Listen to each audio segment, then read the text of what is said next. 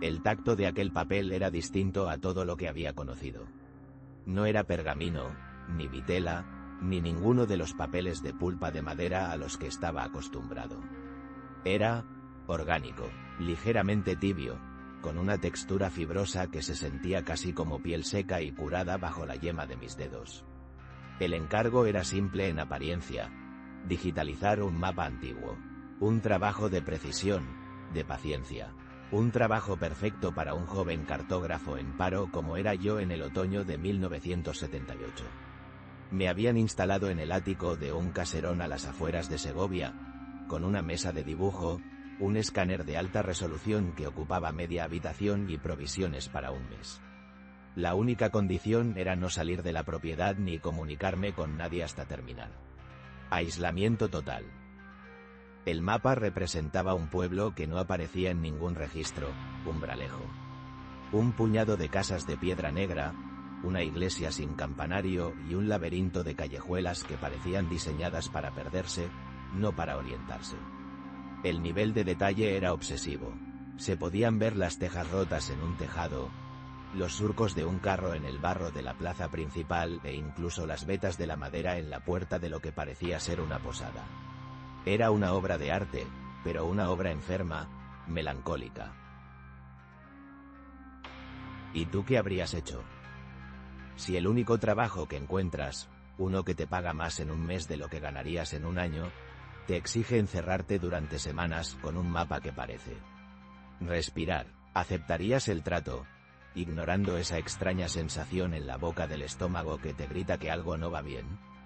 Yo lo hice. La necesidad, ya sabéis, tiene una forma muy persuasiva de acallar a la prudencia. Recuerdo el día que conocí a mi empleador, don Damián. Era un hombre mayor, de espaldas encorvadas y ojos hundidos que parecían dos pozos de agua estancada. Me recibió en el zaguán de su casona, un lugar donde el tiempo se había detenido. El aire olía a cera de suelo y a polvo antiguo. Hablaba en susurros, como si temiera despertar a alguien. El mapa es un legado familiar, Javier, me dijo. Su voz era como el roce de hojas secas. Ha estado en mi familia durante generaciones. Es delicado, no soporta la luz del sol directo, ni los cambios bruscos de temperatura.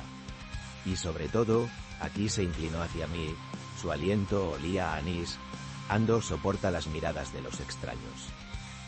Me explicó que la tarea consistía en crear una copia digital perfecta, cada línea, cada sombra, cada mancha de tinta. El original, según él, se estaba deteriorando y necesitaba ser preservado. La paga era generosa, demasiado generosa, pero las condiciones eran férreas. Durante 30 días, el ático sería mi mundo. Comida, aseo, trabajo y descanso, todo en esa única estancia abuhardillada. Sin teléfono, sin radio, sin visitas. Concentración es la clave. El mapa exige devoción absoluta, sentenció. Firmé el contrato sin leer la letra pequeña. Un chaval de 23 años con los bolsillos vacíos no se para en esas tonterías. Los primeros días fueron monótonos, pero una monotonía agradable. El silencio del caserón era casi absoluto, roto solo por el crujido ocasional de la madera o el ulular del viento en la chimenea. Me sumergí en el trabajo. El mapa era fascinante. Cuanto más lo miraba, más detalles descubría. Pequeñas anotaciones en los márgenes, con una caligrafía temblorosa y casi ilegible. Símbolos que no pertenecían a ninguna leyenda cartográfica conocida. Nombres de familias escritos junto a las casas. Los Garea, los San Pedro, los Uzal. Nombres antiguos, sonoros, que evocaban una España rural y olvidada. Umbralejo. Busqué información en los libros de geografía que me habían dejado. Nada, ni una sola mención en los registros provinciales, ni en los mapas históricos. Era como si el pueblo solo existiera en ese trozo de papel. Empecé a pensar que era una creación, una fantasía de algún antepasado de don Damián con demasiado tiempo libre y una imaginación febril. Una obra de ficción cartográfica. Me sentía más tranquilo con esa idea. Era solo un dibujo, después de todo. El cambio empezó en la segunda semana. Fue sutil, casi imperceptible. Estaba trabajando en la zona oeste del pueblo, digitalizando el curso de un arroyo seco que bordeaba el caserío. Recuerdo perfectamente haber escaneado esa sección el día anterior. El lecho del arroyo estaba vacío, lleno de guijarros y maleza. Pero esa mañana, al revisar la imagen en la pantalla y compararla con el original bajo la lámpara, vi algo nuevo. Una fina línea de tinta azul, casi un hilo, recorría el lecho del arroyo. Agua, parpadeé, me froté los ojos. Cogí la lupa de relojero para examinar el papel.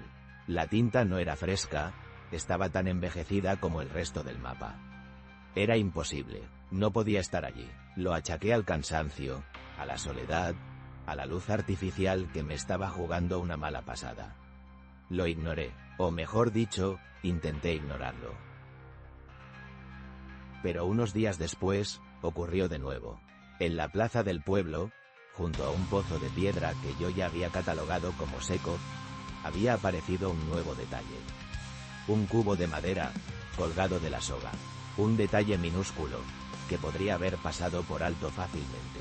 Pero yo conocía cada milímetro de ese mapa. Lo había memorizado. Ese cubo no estaba allí antes. Mi corazón empezó a latir con una fuerza sorda y pesada. Me levanté y caminé por el ático, intentando calmarme. Las vigas de madera del techo parecían observarme. El silencio ya no era pacífico, sino opresivo. Volví a la mesa, revisé mis escaneos anteriores. En las imágenes de la primera semana, el pozo no tenía cubo. No había rastro de él. No era mi imaginación. El mapa estaba cambiando. A partir de ese momento, mi trabajo se convirtió en una obsesión. Ya no se trataba de digitalizar, sino de vigilar. Pasaba horas con la lupa pegada al papel, buscando nuevas alteraciones. Y las encontraba. Una ventana que antes estaba cerrada ahora aparecía entornada. Una nueva pila de leña junto a la puerta de una casa. El humo, dibujado con un trazo increíblemente fino y grisáceo, que ahora salía de una de las chimeneas. Umbralejo estaba despertando, y yo era el único testigo. El miedo empezó a ser un compañero constante. Un miedo frío, racional. ¿Me estaba volviendo loco? ¿Era algún tipo de truco, una tinta simpática que reaccionaba al calor de la lámpara? Probé a enfriar una sección, a iluminarla con otra luz. Nada, los cambios permanecían. Eran reales. Una noche, incapaz de dormir, me acerqué a la mesa de trabajo a oscuras. La única luz era la de la luna que se filtraba por el ventanuco del tejado. El mapa parecía brillar con una luz propia, pálida y lechosa. Y entonces lo vi, en una de las callejuelas más estrechas, donde antes solo había sombras, ahora había una figura. Apenas un borrón de tinta, la silueta de una persona de espaldas, mirando hacia una de las casas. Era tan pequeña que sin la luz adecuada era invisible. Sentí un escalofrío que me recorrió la espalda. No era solo el entorno lo que cambiaba. Ahora había gente. Corrí al interruptor y encendí la lámpara. La luz brillante inundó el papel. La figura seguía allí. No era una mancha. Tenía forma humana, estática, inmóvil, grabada en el papel como si siempre hubiera estado. Dejé de trabajar de forma sistemática. Mi único propósito era cazar los cambios. Me sentaba en silencio durante horas, mirando fijamente el mapa, esperando un movimiento, una nueva aparición. A veces, creía ver un parpadeo en la tinta, una vibración casi imperceptible, pero al enfocar la vista, todo estaba quieto. El aislamiento me estaba destrozando. Hablaba solo, murmuraba los nombres de las familias. Los Garea, los San Pedro, me preguntaba quiénes eran, qué hacían en ese pueblo fantasma que cobraba vida bajo mi custodia. La figura de la callejuela desapareció 2 días después. Simplemente, ya no estaba. Pero en su lugar, la puerta de la casa que estaba mirando, que siempre había estado cerrada, ahora aparecía abierta. Una rendija de oscuridad invitando a entrar. La revelación final, la que rompió lo poco que quedaba de mi cordura, llegó en la última semana de mi encierro. Estaba examinando la posada del pueblo. Tenía un pequeño letrero de madera sobre la puerta, pero el texto siempre había sido un garabato ilegible, una simple mancha de tinta que simulaba ser escritura. Esa noche, la mancha se había aclarado. Se había definido. Con la lupa más potente que tenía, pude distinguir las letras. No era un nombre antiguo. No era un topónimo. Eran 3 palabras. Y la última, la que hizo que se me helara la sangre en las venas, era mi propio apellido. Posada del Buen Viajero. Regenta. Javier. Solté la lupa como si quemara. Se estrelló contra el suelo de madera. Retrocedí tropezando, tirando la silla. Mi nombre estaba en el mapa. No era una coincidencia. Javier no es un nombre tan común en esa época, y menos en un contexto tan específico. Miré el mapa con auténtico pavor. Ya no era un objeto, era una sentencia. ¿Qué significaba? ¿Era una broma macabra de don Damián? ¿O algo peor? Sentí las paredes del ático cerrarse sobre mí.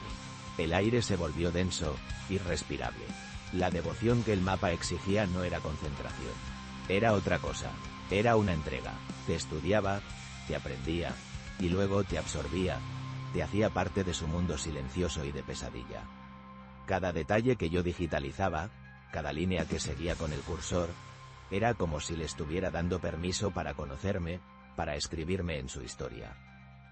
No esperé al amanecer. El pánico es un motor muy poderoso. En mitad de la noche, hice una pequeña maleta con mis cosas. No cogí nada del equipo. No quería nada que hubiera estado en contacto con aquel lugar. Forcé la cerradura de la puerta del ático con una de las herramientas de precisión. Bajé las escaleras del caserón en penumbra, conteniendo la respiración a cada crujido de los escalones. La casa dormía un sueño pesado y antinatural. No me crucé con don Damián, ni con nadie.